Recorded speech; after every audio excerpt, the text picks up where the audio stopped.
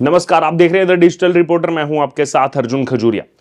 Jammu Kashmir UT को अपना पहला मुख्यमंत्री मिल चुका है। जी हां, आपको बता दें इस वक्त की बड़ी ब्रेकिंग। अब से थोड़ी देर पहले उमर अब्दुल्ला पहली बार जो है जम्मू कश्मीर यूटी के मुख्यमंत्री बन चुके हैं। जी हां, अगर कुल मिलाकर के देखा जाए तो दूसरी बार मुख्यमंत्री पद की शपथ ली उमर अब्दुल्ला ने। इससे पहले 2008 से 2014 तक जम्मू कश्मीर में मुख्यमंत्री वो एनसी कांग्रेस की सरकार में रह चुके हैं। अहम बात यह है कि उमर अब्दुल्ला के साथ साथ एक डिप्टी सीएम बनाया गया है और 4 मंत्रियों ने जो है यहां पर शपथ ली है। लेकिन अहम बात यह है कि कांग्रेस से कोई भी चेहरा नहीं है। जी हां, अभी तक कुल मिलाकर के जो है यहां पर इस मंत्रिमंडल की अगर बात करें तो 6 विधायकों ने जो है शपथ ली है मंत्री पद की, जिसमें एक मुख्यमंत्री जो कि खुद उमर अब्दुल्ला, उसके अलावा डिप्टी सीएम, जी हां डिप्टी चीफ मिनिस्टर की अगर बात की तो सुरेंद्र चौधरी ने डिप्टी सीएम यानी कि उप मुख्यमंत्री के नाते यहां पर शपथ ली है। आपको बता दें कि काफी हाई प्रोफाइल सीट जो है नौशहरा, वहां से चुनकर के आए हैं सुरेंद्र चौधरी और भारतीय जनता पार्टी के प्रदेश अध्यक्ष रविंदर रैना को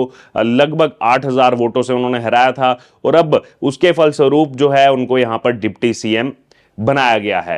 एनसी से ही आते हैं, नेशनल कॉन्फ्रेंस से ही आते हैं। हालांकि इससे पहले पूर्व में अलग अलग पार्टियों का दामन वो थाम चुके हैं। इसके अलावा अगर बात की जाए तो चारों यहां पर विधायकों ने मंत्री पद की शपथ ली है। लेकिन अहम बात यह है कि कांग्रेस से इसमें कोई भी शामिल नहीं है। अगर इस एनसी कांग्रेस सरकार की बात की जाए तो 42 यहां पर विधायक जीत करके आए थे एनसी के, 6 विधायक कांग्रेस से जीत करके आए थे, फिर अलग से निर्दलीयों ने सपोर्ट किया। जो एक सीट आम आदमी पार्टी जीती है उन्होंने इस सरकार को समर्थन किया। लेकिन यहां पर मंत्री पद जो है वो कांग्रेस पार्टी को नहीं दिया गया है। तो आप सोच सकते हैं जो कांग्रेस पार्टी जश्न मना रही थी कि देखिए सरकार बना रहे हैं हम जम्मू कश्मीर में, हम जो है वहां सरकार में शामिल होने जा रहे हैं। लेकिन सच्चाई ये थी कि केवल 6 सीटें 90 में से जो है जीत पर हासिल हुई थी यहां पर कांग्रेस पार्टी को। हालांकि कोलिशन में लड़े थे तो भी 30 से ज्यादा सीटों पर उन्होंने अपने जो है यहां पर कैंडिडेट्स उतारे थे, उसके बावजूद केवल 6 सीटों पर जीत प्राप्त हुई थी। लेकिन अब जो है उनको यहां पर प्रतिनिधित्व जो है इस मंत्रिमंडल में फिलहाल अभी तक, आगे एक्सटेंशन जो है होगा ही होगा यहां पर, अभी कुल मिलाकर के 6 ही विधायक जो है वो इस कैबिनेट में शामिल हैं। क्योंकि आपको बता दें कि जो रूल है, रूल के मुताबिक आप 9 से ज्यादा जो है बड़ा मंत्रिमंडल नहीं बना सकते जम्मू कश्मीर यूटी में।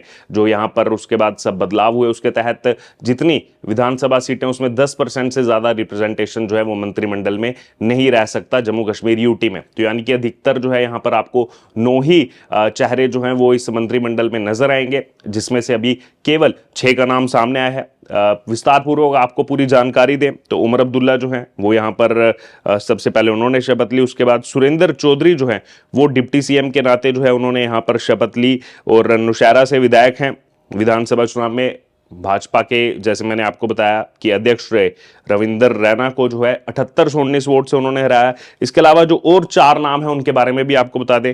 सकीना इट्टू जो है उनको यहां पर शामिल किया गया है। सकीना इट्टू जो है वो मंत्री होंगी, डीएस पोरा से विधायक चुनी गई हैं। 1996 में जम्मू कश्मीर की सबसे युवा विधायक बनी थी। जब 1996 के इलेक्शंस हुए थे जम्मू कश्मीर में, सबसे युवा विधायक चुन करके आई थी। उस समय उनकी उम्र केवल और केवल 26 साल की थी। 2008 में जम्मू कश्मीर से अकेली महिला मंत्री थी। उसके बाद एक और जो मंत्री बनाए गए हैं जावेद राणा, पुंछ के मेंढर से बिलोंग करते हैं, यानी कि मेंढर से चुन करके आए हैं विधायक। 2002 में भी और 2014 में भी इसी सीट से विधायक जीत करके आए थे और पहली बार इनको जो है मंत्री बनाया गया है जावेद राणा को। और इनका नाम जोरों शोरों से पहले चल रहा था, लिस्ट में इनका नाम था कि ये जो है इस बार मंत्री बनाए जा सकते हैं। उसके अलावा अगर बात की जाए तो जावेद अहमद डार राफियाबाद से चुनाव जीते हैं, पहली बार विधायक बने हैं जावेद अहमद डार, उनको भी यहां पर मंत्री बनाया गया है। इसके अलावा एक और नाम है वो है सतीश शर्मा का, जम्मू की छंब सीट से निर्दलीय विधायक हैं। उमर अब्दुल्ला की नेशनल कॉन्फ्रेंस को समर्थन दिया है और शपथ लेने के बाद उन्होंने जय माता दी का नारा भी यहां पर लगाया। अब अहम बात यह है कि अभी तक जिन 6 लोगों ने यहां पर शपथ ली है, इसमें अगर आप देखेंगे तो रिप्रेजेंटेशन वाइज देखेंगे तो 3 कश्मीर से आते हैं, कश्मीर डिवीजन से, 3 जम्मू डिवीजन से बिलोंग करते हैं। क्योंकि खुद उमर अब्दुल्ला जो है वो रिप्रेजेंट कर रहे हैं गांदरबल बडगाम सीट को, हालांकि गांदरबल सीट पर वो कंटिन्यू करेंगे। उसके अलावा सकीना इट्टू जो है वो डीएस पुरा से हैं और साथ ही साथ जावेद अहमद डार वो राफियाबाद से हैं। वहीं जम्मू डिवीजन की अगर बात करें तो सतीश शर्मा जिस छम सीट से आते हैं वो जम्मू जिले की वो सीट है। और आपको बता दें कि जम्मू की 11 में से 10 सीटों पर बीजेपी ने जीत प्राप्त की, 11 में से 10 सीट। केवल इकलौती ये छंब की सीट थी जिस पर निर्दलीय जीत करके आए। कांग्रेस एनसी अलायंस को कुछ नहीं मिला था, लेकिन अब इन्होंने भी जो है यहाँ पर समर्थन किया है इस सरकार का और इसलिए इनको जो है यहाँ पर मंत्री पद दिया गया है। उसके अलावा जावेद राणा जो कि मेंढर पुंछ बेल्ट में आता है, वहां से विधायक हैं, वो भी जम्मू डिवीजन में आता है, और साथ ही साथ डिप्टी सीएम सुरेंद्र चौधरी, तो ये जो है राजौरी बेल्ट से आते हैं। नौशहरा जो है वो राजौरी जिले का पार्ट है और यहाँ पर यानी कि राजौरी को भी रिप्रेजेंटेशन मिला है, पुंछ को भी रिप्रेजेंटेशन मिला है और साथ साथ जम्मू को भी रिप्रेजेंटेशन मिला है। लेकिन सबसे अहम बात यह है कि कांग्रेस जो है वो इस सरकार में शामिल नजर नहीं आ रही है और ये कहा गया है कि बाहर से वो यानी कि एक्सटर्नल सपोर्ट वो देंगे। तो यानी कि आप समझ सकते हैं कि कांग्रेस पार्टी के लिए ये जो चुनाव हुआ हरियाणा और जम्मू कश्मीर में, ये कहीं ना कहीं बेशक वो एक सरकार का हिस्सा होंगे जम्मू कश्मीर में, लेकिन कोई मंत्री पद नहीं होगा, एक्सटर्नल सपोर्ट होगा। और अब जिस हिसाब से निर्दलियों का और बाकियों का सपोर्ट मिला, हमने पहले भी जो है इस पर विश्लेषण करके आपको बताया था कि अब अगर उमर अब्दुल्ला चाहे तो कांग्रेस के बिना भी सरकार बना सकते हैं, लेकिन हालांकि उन्होंने समर्थन लिया है यहां पर कांग्रेस पार्टी का, लेकिन कोई रिप्रेजेंटेशन यहां पर नहीं दिया गया है कांग्रेस पार्टी को। बहरहाल इसी बीच अगर बात की जाए तो यहां पर कांग्रेस ने कहा है कि हम जम्मू कश्मीर को राज्य का दर्जा मिलने तक जो है लड़ते रहेंगे, यानी कि स्टेटहुड मिलने तक हम जो है अपनी लड़ाई जारी रखेंगे।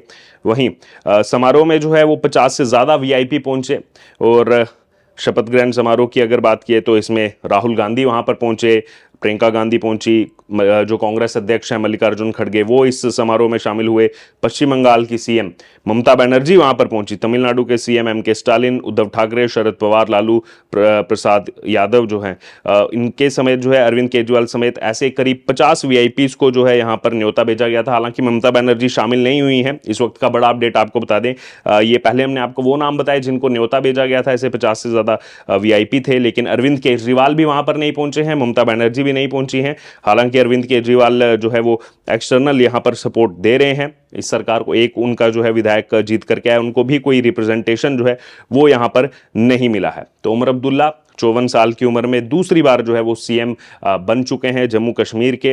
इनके अलावा इनके पिता जो हैं फारूक अब्दुल्ला वो भी सीएम रह चुके हैं, इनके दादा जो हैं वो भी जम्मू कश्मीर के सीएम रह चुके हैं, शेख अब्दुल्ला 1998 में जो है 28 साल की उम्र में सबसे युवा सांसद बने थे।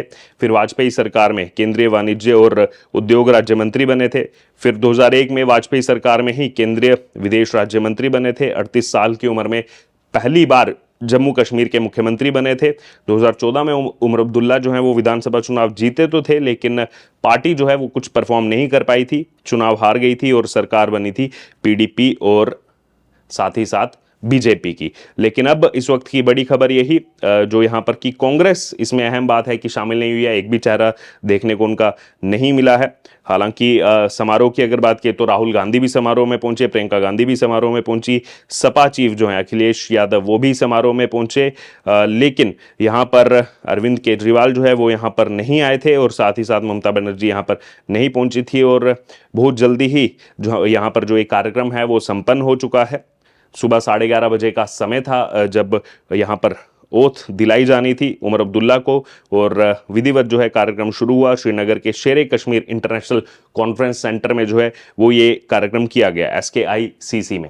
अब यहाँ पर अगर बात की जाए, सरकार जो है विधिवत तरीके से जो है अब उसकी शुरुआत हो चुकी है जम्मू कश्मीर यूटी में।